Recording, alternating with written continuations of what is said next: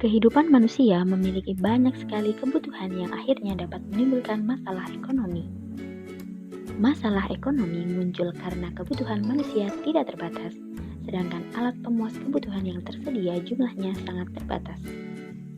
Kebutuhan ini muncul karena tuntutan fisik dan psikis agar dapat hidup layak sebagai manusia, sehingga kebutuhan manusia sangat beraneka ragam dan sering tidak dapat dipuaskan. Hal ini akan menyebabkan kebutuhan manusia menjadi tidak terbatas. Lalu, apa sih kebutuhan manusia itu? Apakah kebutuhan sama dengan keinginan? Kebutuhan adalah hasrat yang timbul dari dalam diri manusia yang jika tidak terpenuhi maka dapat mempengaruhi kelangsungan hidupnya. Sedangkan keinginan adalah hasrat yang timbul dari dalam diri manusia yang jika tidak terpenuhi maka tidak mempengaruhi kelangsungan hidupnya. Faktor yang mempengaruhi kebutuhan manusia. Sifat alami manusia. Sudah menjadi sifat alami manusia untuk tidak cepat puas pada segala sesuatu yang sudah dimilikinya.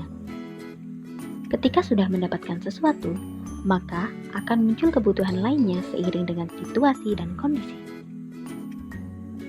Tingkat pendapatan. Semakin tinggi tingkat pendapatan seseorang, maka akan semakin banyak kebutuhan hidupnya. Misalnya, kebutuhan seorang pengusaha kaya akan berbeda dengan kebutuhan para karyawannya. Lingkungan alam. Untuk dapat bertahan hidup, maka manusia selalu berusaha untuk menyesuaikan diri dengan kehidupannya dengan keadaan alam sekitar. Kebutuhan hidup di daerah dingin akan berbeda jauh dibandingkan dengan kebutuhan hidup di daerah tropis, baik dari segi makanan, pakaian, maupun perumahan. Lingkungan sosial. Secara naluriah, manusia mempunyai kebiasaan meniru tingkah laku orang lain, sehingga jumlah dan jenis kebutuhan hidupnya juga akan sangat dipengaruhi oleh lingkungan sosialnya. Seseorang yang tinggal di lingkungan ekonomi tinggi akan terpacu dirinya untuk dapat menyesuaikan dengan lingkungan sosialnya. Kemajuan teknologi informasi. Perkembangan teknologi informasi akan memberikan kemudahan kepada seseorang untuk mendapatkan informasi sekaligus membeli suatu barang. Hal tersebut dapat mendorong bertambahnya kebutuhan seseorang. Agama dan kepercayaan. Perbedaan agama dan kepercayaan yang dianut oleh seseorang akan mengakibatkan timbulnya berbagai macam kebutuhan yang berbeda sesuai dengan norma agama yang dianutnya. Akulturasi budaya. Kebudayaan sangat berpengaruh terhadap kebutuhan hidup seseorang, baik kebudayaan sendiri maupun kebudayaan yang datangnya dari luar. Hal ini menyebabkan terbentuknya pola perilaku dan kebiasaan yang berbeda yang akan menimbulkan berbagai macam kebutuhan. Perdagangan internasional. Adanya perdagangan internasional menimbulkan terjadinya aliran barang dari luar negeri yang dapat mendorong peningkatan kebutuhan hidup.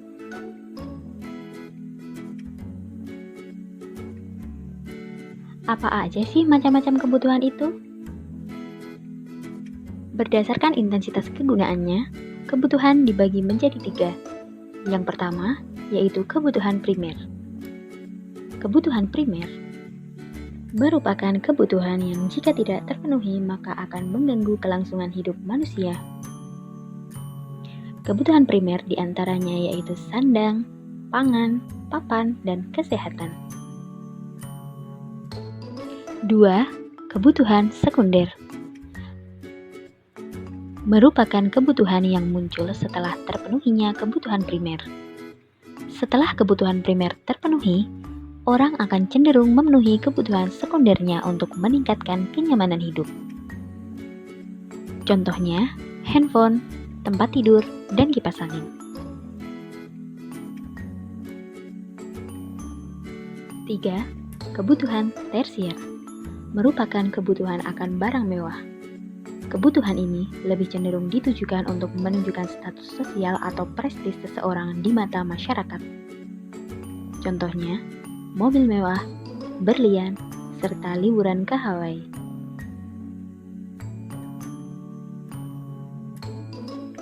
Perlu kalian ketahui bahwa batas antara kebutuhan primer, sekunder, dan tersier untuk tiap orang tidaklah sama. Tergantung kedudukan dan strata ekonomi orang tersebut dalam masyarakat. Bagi wanita pedesaan, berlian masih merupakan kebutuhan tersier atau kemewahan. Namun, bagi para artis, berlian adalah kebutuhan primer untuk menunjang penampilannya.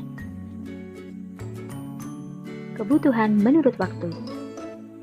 Kebutuhan menurut waktu terbagi menjadi 4. 1. Kebutuhan sekarang. Merupakan kebutuhan yang tidak dapat ditunda. Jika ditunda, maka bisa berakibat fatal. Contohnya, saat kamu sakit, maka harus membutuhkan obat. Atau saat temanmu haus, maka harus segera diberi minum. Kebutuhan akan datang. Merupakan kebutuhan yang dilakukan di kemudian hari.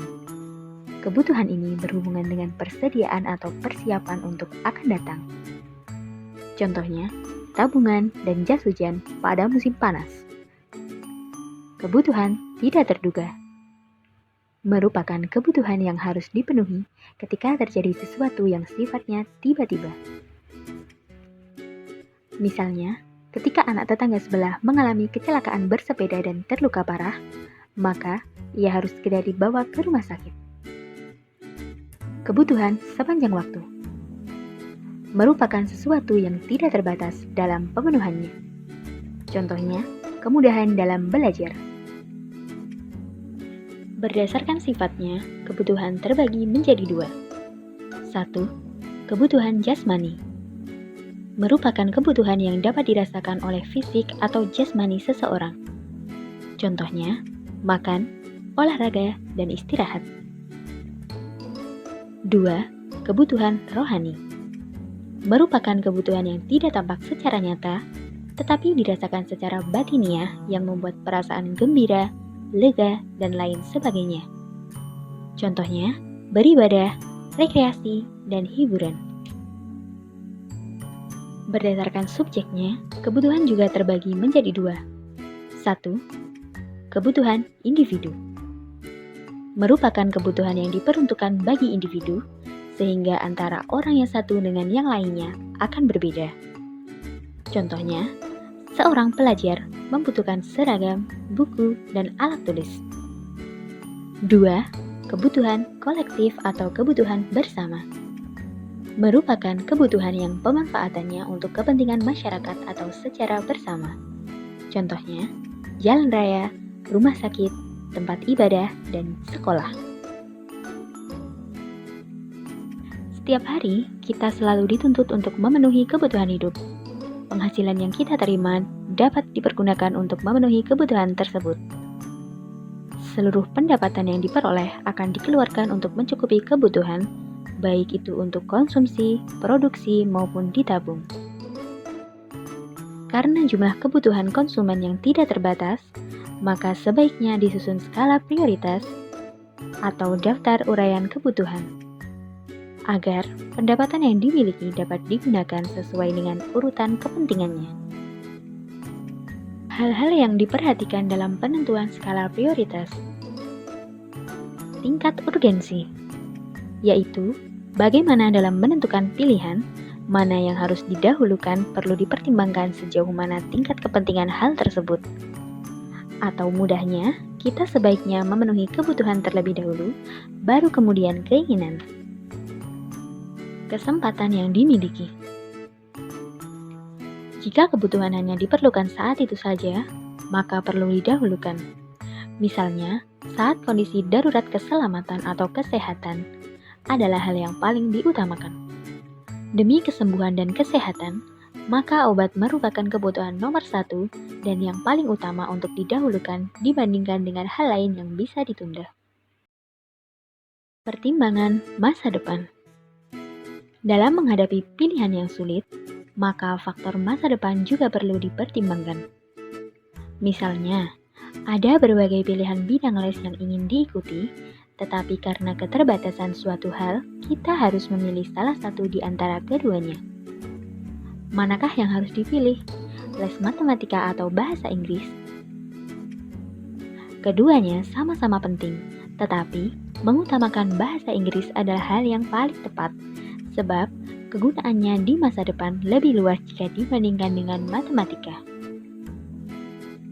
Hal terakhir yang perlu dipertimbangkan adalah kemampuan diri. Ini berasal dari sifat manusia yang memiliki banyak keinginan dan selalu merasa tidak puas, tetapi ada hambatan karena keterbatasan kemampuan baik dari segi ekonomi maupun non-ekonomi.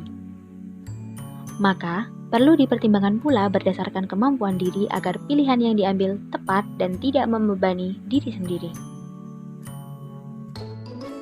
Nah, sudah mulai paham kan apa itu kebutuhan, keinginan, dan skala prioritas? Ayo berhenti membuang uang untuk hal yang tidak perlu. Tunggu apa lagi? Buat skala prioritasmu sekarang juga, supaya kebutuhanmu dapat terpenuhi secara optimal. Terima kasih sudah menonton video ini sampai akhir. Semoga bermanfaat, dan sampai bertemu di video selanjutnya ya.